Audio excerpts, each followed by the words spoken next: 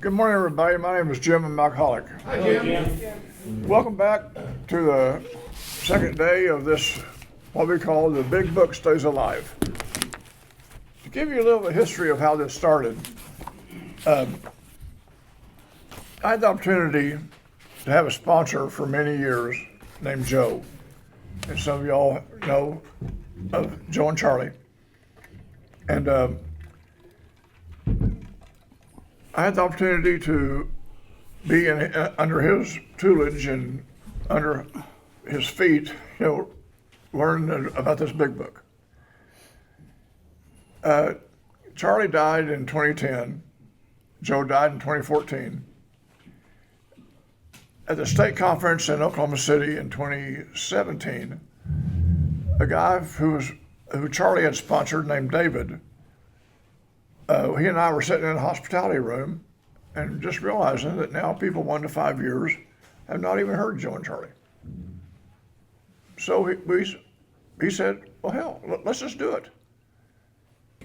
Their seminar was called The Big Book Comes Alive. So we started calling this The Big Book Stays Alive. And what happened is that we had the opportunity for about 4 or 5 years pre-COVID to go to places like this across the southwest part of the United States and present this message that's in the Big Book of Alcoholics Anonymous. Then COVID hit naturally, and everything just kind of subsided. And so I did a couple of these on Zoom, and then a guy from Austin, Texas moved to Tulsa area,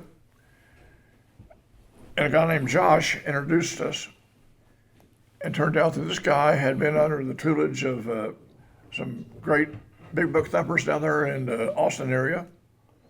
And his name is Daniel. And so this is so Daniel and I have joined together now to continue this. The Big Book Stays Alive. And I said, as I said yesterday, we're here to learn just as much as you are. We're not the gurus of AA. I personally will not sign your big book because I'm here just to learn just as much as you are. Yeah.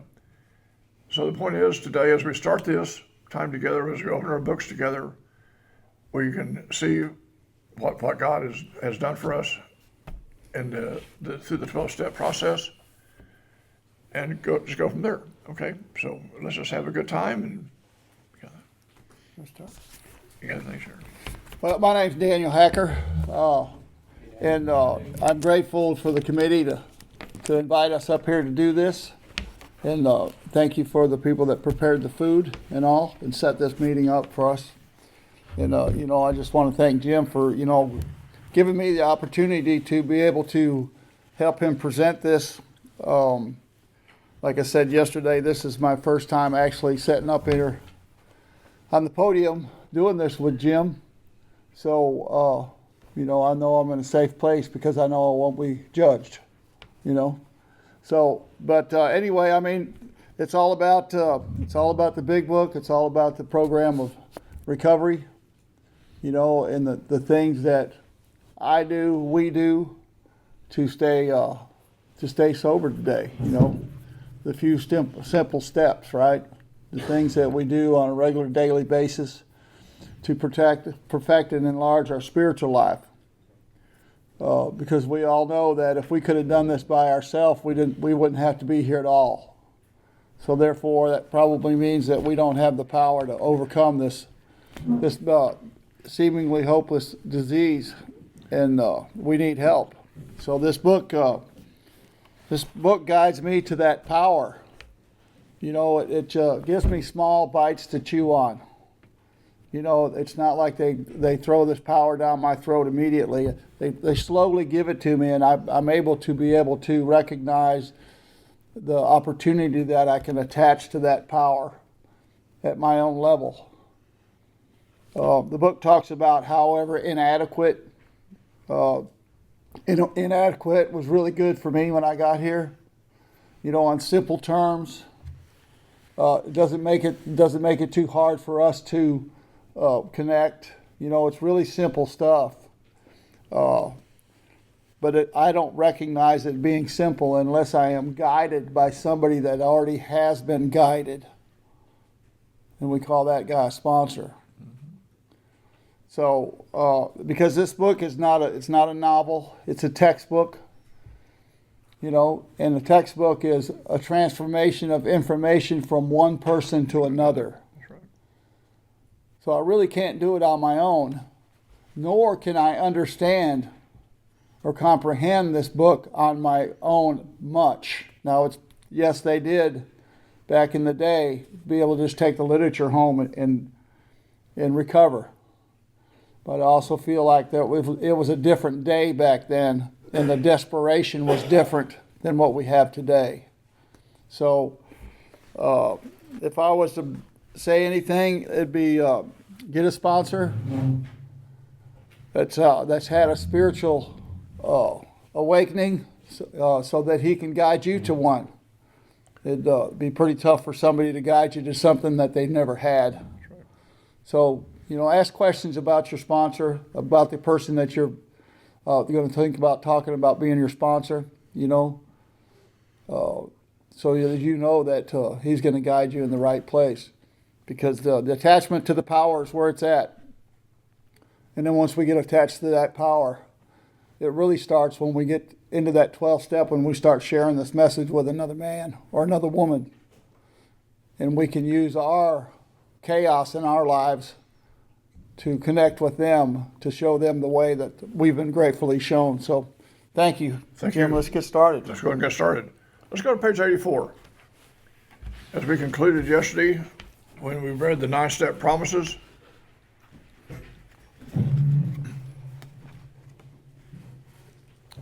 on page 84, right under that, where it says, "Are these extravagant promises?" And everybody says, "We think not.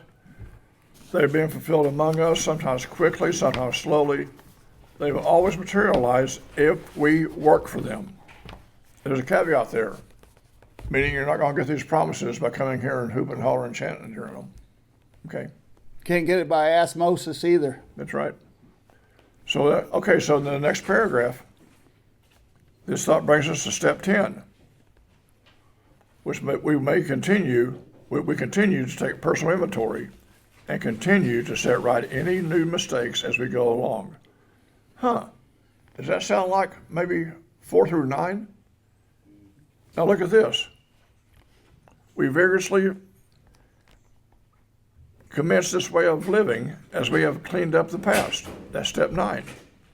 Now I love this next sentence, or this next little, we've entered the world of the Spirit. This tells me that I'm no longer working the steps. The steps are now working me. Okay. It says here, our next function is to grow in understanding and effectiveness. Now look at this also. This is not an overnight matter. We should continue for our lifetime. Then it says, continue to watch for, selfishness, dishonesty, resentment, and fear. Because yesterday we talked about on our 4th step guide, how selfishness and self-centeredness is the root of our problems. We talked about the fear. It says here that we discuss them at once with someone immediately, make amends quickly. This sounds again like steps 4 through 9. If we've harmed anyone, then we resolutely turn our thoughts to someone we can help. Step 11 and 12. Now look at this. Love and tolerance of others is our code. And remember that last sentence, love and tolerance is our code, is in the 10th step process. I mean, I've been to open discussion meetings when people are brand new and they're trying to tell them about love and tolerance. I mean, it doesn't make sense.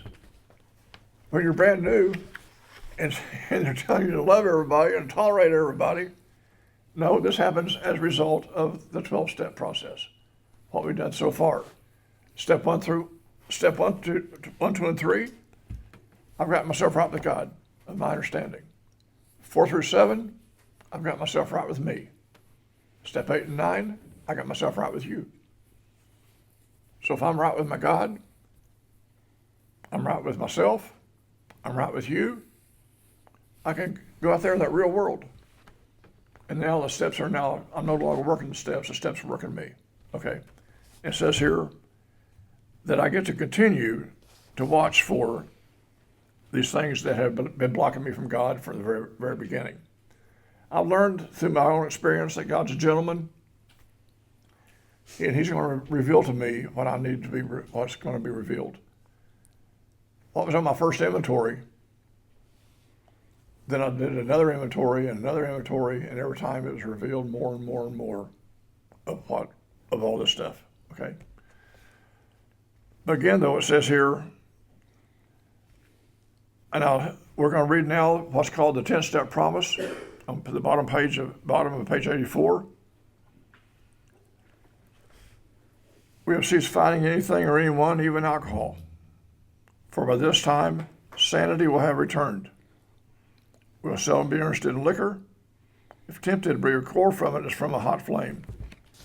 We react sanely and normally, and we'll find that this has happened automatically. We'll see that our new attitude toward liquor has been given us without any thought or effort on our part. There's that word again, attitude. Exactly. It just comes. That's the miracle of it. We're not fighting it, neither are we avoiding temptation. We feel as though we've been placed in a position of neutrality, safe and protected. We've not even sworn off. Instead, the problem has been removed. It does not exist for us. We're neither cocky nor are we afraid.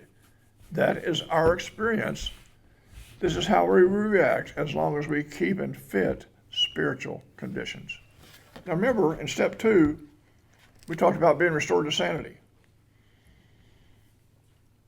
Have a power greater than ourselves that could restore us to sanity. As I shared yesterday, that when I saw the word restored to sanity, that must mean that must mean I'm insane. Until I was told to look that word up in the dictionary. Sanity. Complete and whole. Complete and whole. So if I'm right with my God, step 1, 2, and 3, I'm right with me, step 4 through 7, and I'm right with you, 8 and 9, I'm complete and I'm whole. Okay? But now though, if I rest on my laurels, and I get, like we read yesterday about Jim and others who rested on the laurels, it could be a dangerous place. And I have to go back to look at what we just read, of where I was selfish, dishonest, and do more inventories to grow in effectiveness so I can continue this through my lifetime.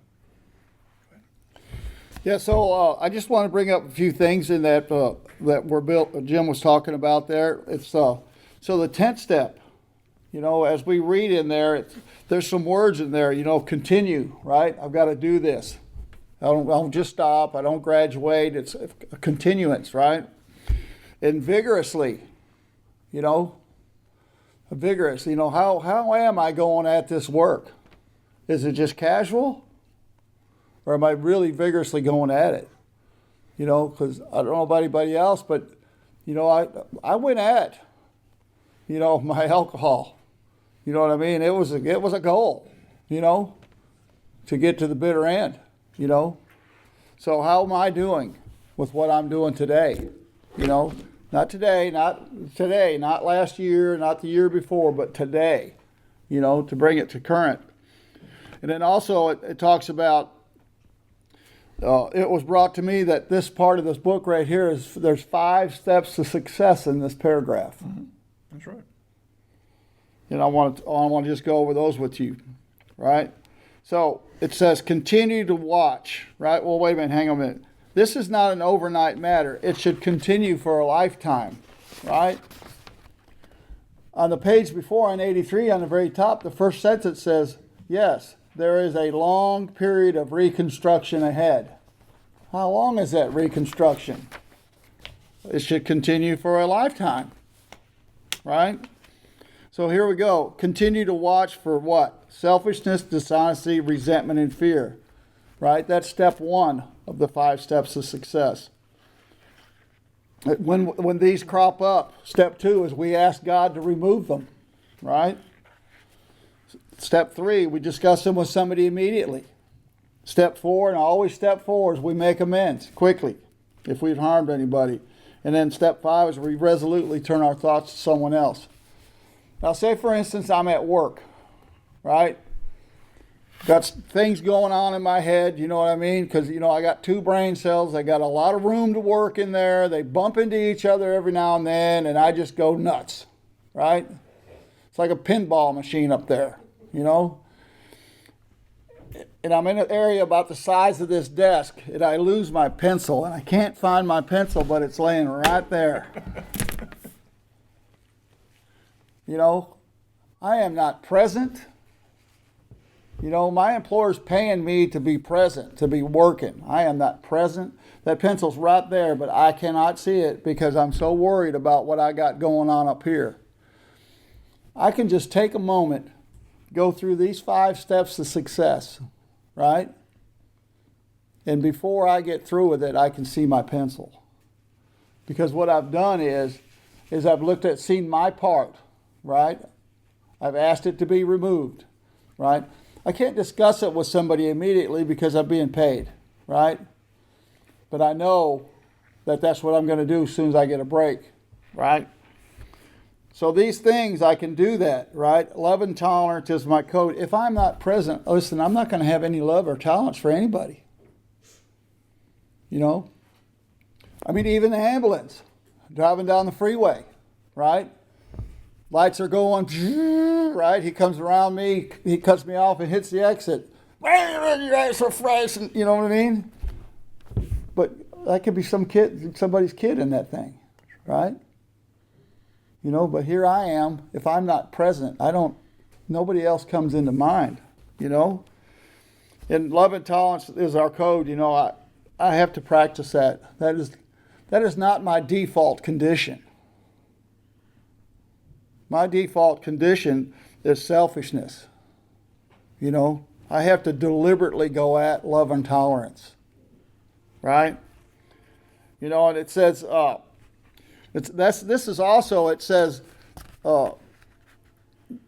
this is how we react as long as we keep in fit spiritual condition.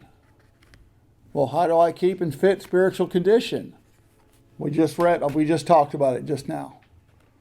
I continue to watch. I'm always watching for selfishness, dishonest. Oh, there's fear. Why am I afraid of that? What's going on, right? Click, click, click through the system. So and then the attitude, of course, the word attitude, it just keeps coming up and coming up and coming up. How am I going at this? Am I going at this like, this ain't going to work for me? All these people are different than me. I'm so different. I'm so unique. The attitude that I have to have. And I guess that's probably it, for me on that. The problem's been removed. What's the problem? Selfishness? That's what it says, right? But I don't know about anybody else. My selfishness can come up before I even put my foot on the floor. There you go. Exactly.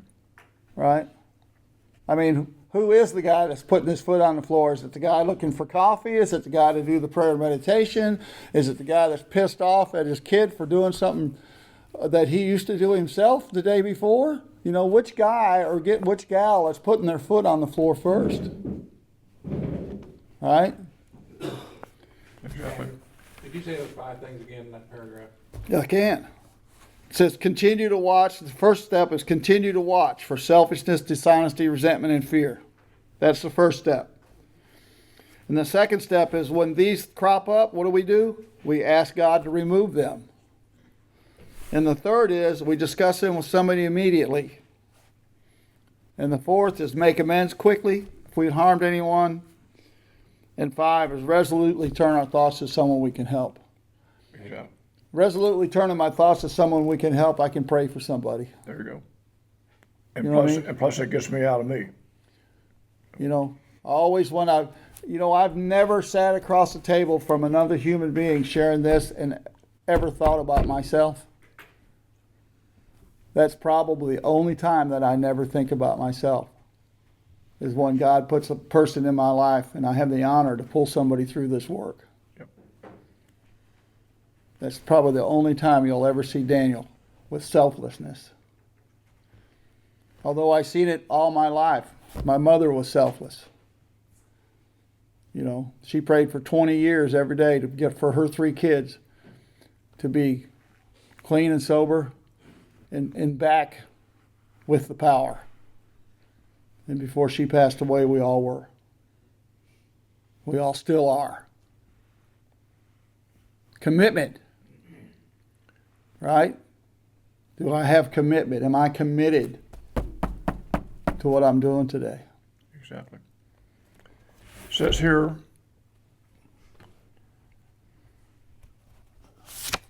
that we must carry this message of the visions of God's will and into all of our activities.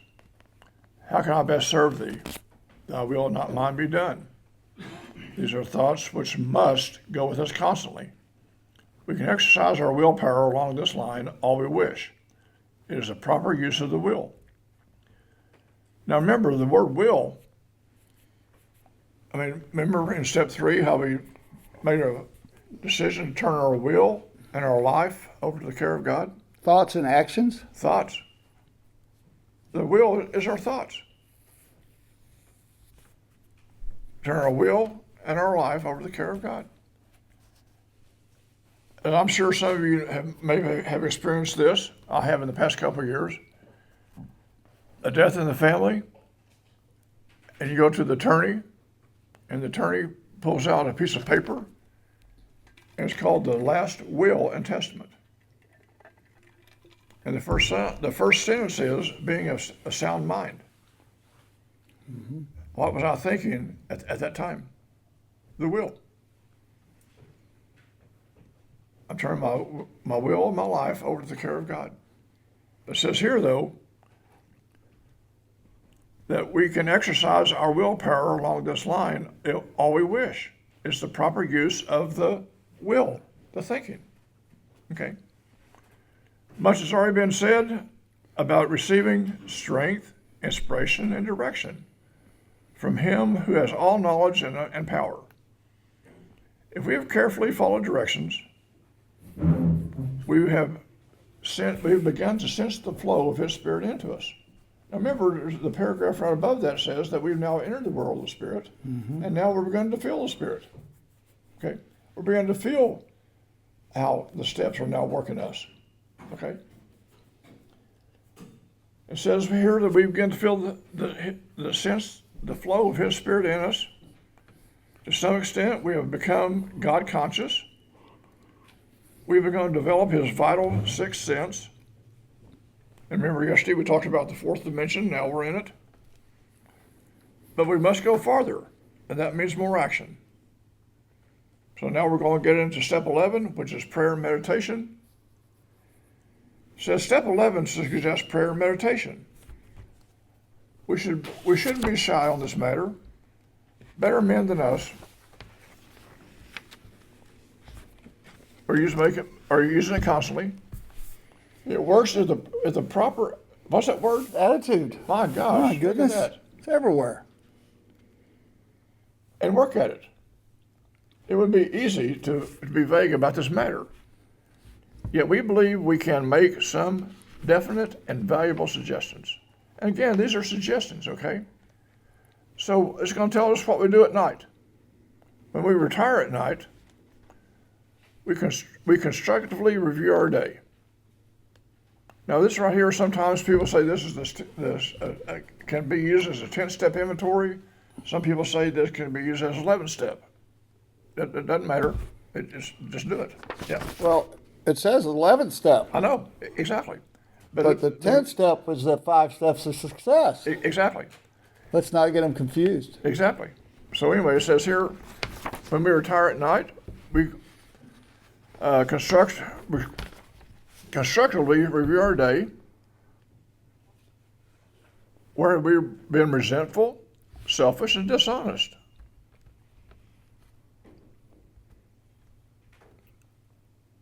Or afraid?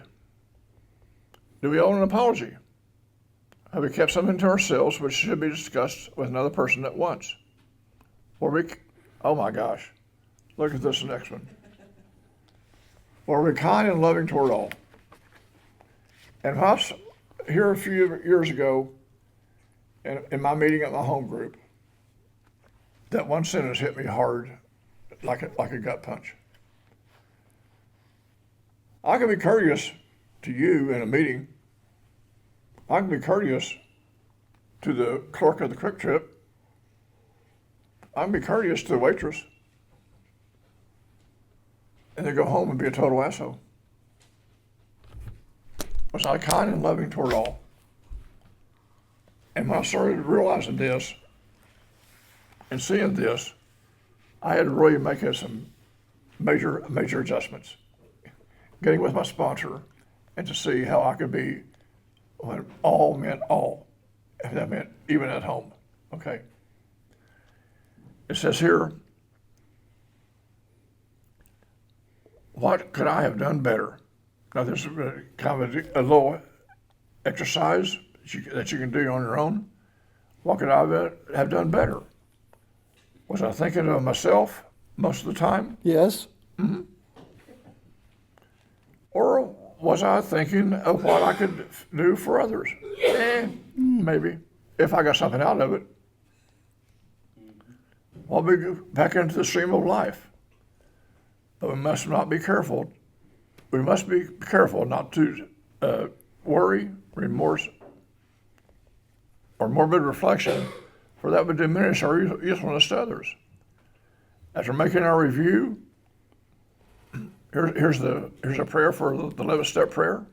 We ask God's forgiveness and inquire what corrective measures we should be taking. Yeah, so, it says, suggested prayer meditation, we shouldn't shy on this matter. For a better man than we are using it constantly. That means continually, constantly, right? It works if we have the proper attitude, right? How am I going at this, right? Am I sitting there going, well, this prayer meditation will never work. I can't stop my mind. My mind's always going all the time. I can't sit down for that long. Wait a minute. It's not my job to stop and clear my mind. I am just supposed to sit and wait. Whatever's going on in my mind is fine. Because when the power, or as I call it, God, speaks, I will hear. It's not my job to quiet my mind. My job is to sit and wait. That's the meditation. It's like a conversation, right? I say, hello, how you doing today? Right? What do? I wait for a response. Well, I'm doing great today, Daniel. Thanks for asking, right? It's part of a conversation. It's a part of a relationship. A one-sided relationship, you could say, it's me getting up in the morning, praying, thank you for today, help me to stay sober, boom, out the door. I didn't give the power time to do his part because I'm too worried about me, right? So that's important, right? I have to have the proper attitude. Yes, this is going to work. I have to work at it. Do it more and more and more every day, right? And then it says, when we retire at night, we constructively review our day, right? What does that mean? Constructively reviewing, right? Well, it's a settled way of thinking or feeling about someone or thing, typically one that is reflected on personal behavior. What has been my behavior? Right? And then it asks me these questions. I encourage each one of you to have an experience with these questions. You can get a printout sheet on the internet, 11-step inventory. Yep. You can print it out and just fill in the blanks, Yep. right? But I also encourage you not to use one-word answers. Have I been kind and loving toward all? No. The next one, no. Why haven't I been? What have I not been kind and loving? You know what I mean? Because as we go through this, how can we ask God what constructive measures should be taken if I don't even know what I've done? I can't make an amends without knowing how I hurt you. Right? So if I do this inventory, this little checklist or inventory here, I can set and wait for God's corrective measures. What do I do with the corrective measures? Can I start the next paragraph? Sure. On awakening, right? Let us think about the 24 hours ahead. We consider our plans for the day. We. It's not just Daniel. We, with the power. Before we begin, what do I do? Here we go, a relationship. We ask God to direct our thinking. See Right? how many times the word ask God is mentioned here in these next two paragraphs? Yeah. Especially asking to be divorced from self-pity, dishonesty, and self-seeking motives. That's in my blood. That's all those things are in my blood. Under these conditions, we can employ our mental faculties with assurance, for after all, God gave us brains to use. Our thought life will be placed on a much higher plane when our thinking is clear of wrong motives. And you notice here that the word motives is mentioned twice in the one paragraph. Step 7, almost every paragraph is about motives. So now we're basically 6 and 7 here. It's always that thought, All right. I'll just finish it up there on that part. Right. In thinking about our day, we may face indecision. We may not be able to determine which course to take. Here we go again. Here we ask God for inspiration or intuitive thought or decision, right? Wise man seeks wise counsel, right? We relax and take it easy. This is the first part in this book where it tells us to relax and take it easy. That's right. Right? I should be going at this with vigorously, right? Like being shot out of a rocket, it kind of talks about being launched, Catapulted. right? Catapulted, Yeah, that's right. I should be hitting this stuff hard. We do not struggle. Why do we not struggle? Because we're living on a different basis, right? We're trusting an infinite God instead of finite self, right? We don't have to struggle. We are often surprised how right the answer comes if we tried this for a while. Oh, you mean I can't just do it one time? No, I got to do it. I got to work at it. It took me a long time to be the idiot I was when I came to y'all. It wasn't an overnight thing, right? Of course, some other people might have a different opinion. They might say, oh yeah, it was instantly. That's the only way I ever knew you, But, I have to try this for a while, Once again, where am I at? What am I going at this with vigorously? Is it consistent, right? Is it the proper attitude?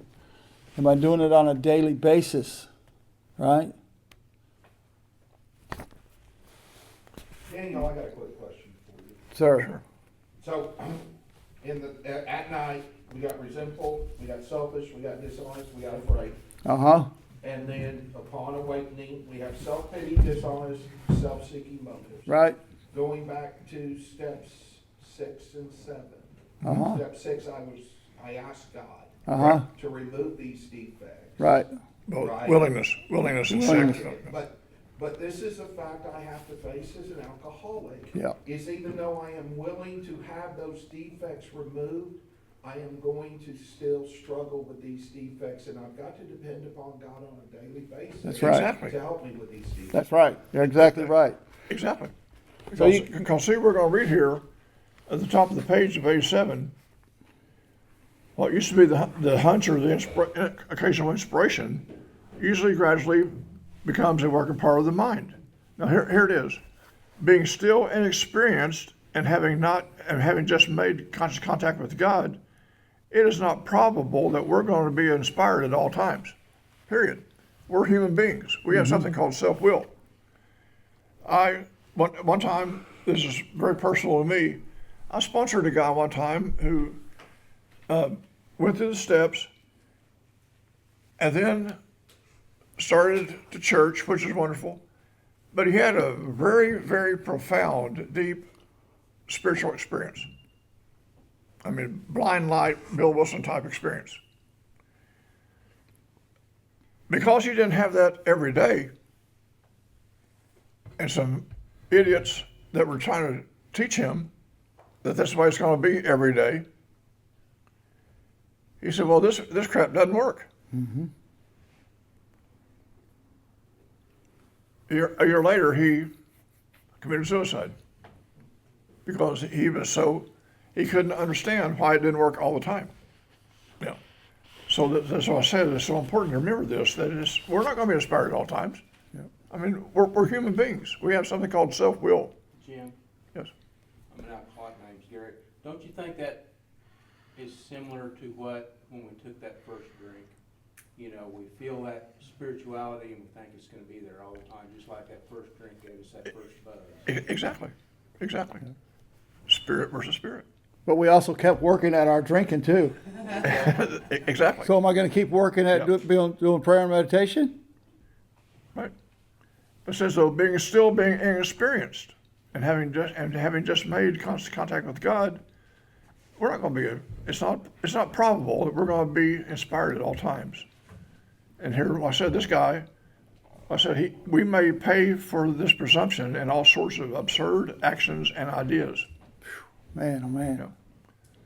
Nevertheless, we find that our thinking will, as time passes, be more and more on the plane of inspiration. We come to rely upon it. Yeah. It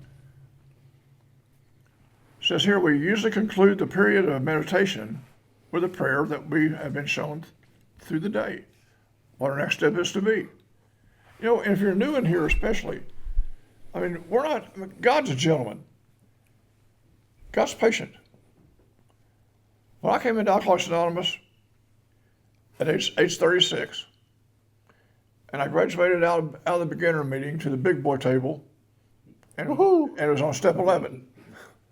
You know, and after the meeting, I was talking to this guy about step 11 and prayer, and he said, well, tonight, go home and say a prayer. God knows your heart. 36 years old. All I could remember, I got on my knees, and all I could remember was, now I'll lay me down to sleep. And it worked. He said, in the morning, say the word, whatever. If you stay sober that day, before you go to bed, say the word, enough. Start there. Start with just one word prayers. Yep. God knows your heart. Yep. He said, because as a result, though, as we continue to work the steps, as we continue to do this, more and more is going to be revealed. Yep. And we learn how to pray and meditate. Yep. So the defects of characters, right? So look at this analogy, right? I've got 10 crash cans and 9 lids, and I'm always trying to keep them covered, right? God will remove my defects of characters, but Daniel will replace it with another one. I'm always doing this, right? So those defects are going to show up. And listen, God will take them away. But for me, I believe that God will only take away a defective character after I have not used it, lived in it, or touched it for a while. But like I said, I've got 10 lids and 9 cans. And I'm going to keep I'm going to keep it working all the whole time because that's the way I am. You know? And then one more thing. This it says we're not probable. It's not probable that we're going to be inspired at all times. We may pay for this presumption in all sorts of actions and ideas. So, myself, I don't know if anybody else has ever done this before. Gone to a meeting, and there she sits on the other side of the room over there. Oh, look, she's smiling, right? Blah, blah, blah. I've got all this going on in my head, you know. Well, my sponsor told me, you know what he told me? He said, Daniel, that's not a God thing. God is not a pimp. Thank you. You know? She's wearing a red shirt. I'm wearing a red shirt. We got something in common. It's a God deal. Yeah.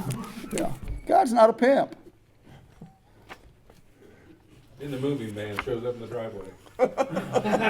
Well, yeah, I mean, it's always, you know, a U-Haul. We show up with a U-Haul at the clubhouse, you know? There you go.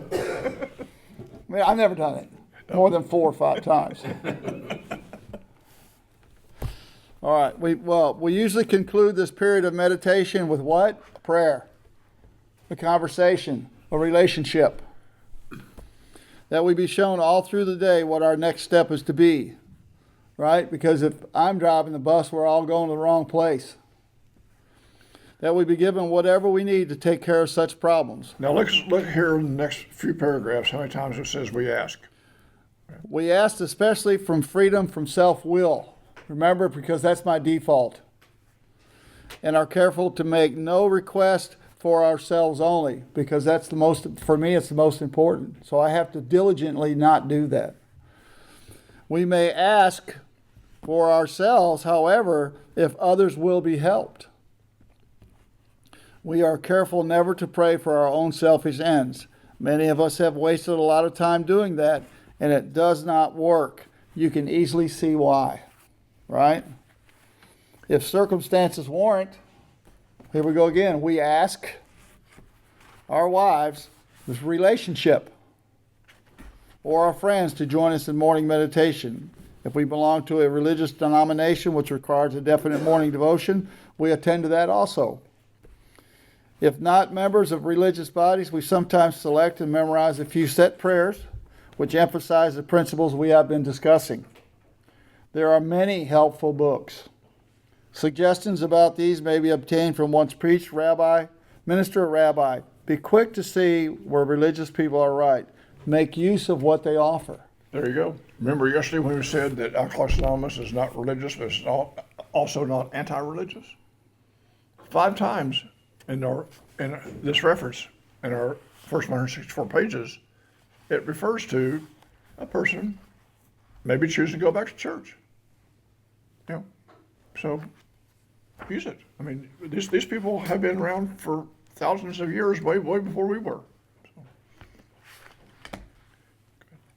As we go through the day, we pause when agitated or doubtful, and we ask for the right thought or action, right? How many times do I go through the day, right? Agitated or doubtful? You know, why does that happen to me? Probably because I'm in fear of something, right? I'm in fear of not getting something I want, or fear of something getting taken away, right? I have to ask for the right thought or action. Why? Because that's my default. I have to ask. So what it's doing here is it's showing me that I stay attached to that power all day long. It's like an open conversation. There's no amens. Conversation doesn't end. We constantly remind ourselves we are no longer running the show. And I bet the county thanks me for that, you know? Humbly saying to ourselves many times each day, thy will be done. That's simple little prayer, right? We are then in much less danger of excitement, fear, anger, worry, self-pity, or foolish decisions. I have done all those in just a mere seconds. Constantly. we become much more efficient. Why? Because I'm not wasting time in those. We do not tire so easily, for we're not burning up energy foolishly as we did when we were trying to arrange life to suit ourselves. Now, let's look at this next sentence. It works. It really does. It works. If it's worked for thousands and millions of people, why won't you try it? Why won't I try it? It works. It really does. Am I willing to go to any length? We alcoholics are undisciplined. So let God discipline us in the simple way we have outlined. But that's not all. There's action and more action. Faith without works is dead. The next chapter is entirely devoted to step 12. So see, a lot of times we hear some misnomers about step 10 and 11 being maintenance steps. No, they are growth steps. Because it says here that we grow, we continue to grow, we continue to grow. I mean, I cannot maintain, law of physics says that I cannot coast uphill. Period. The fact is, I have to continue to grow in effectiveness and what I can get out of life and what I can contribute to life. So with that being said, the next chapter is entirely devoted to step 12.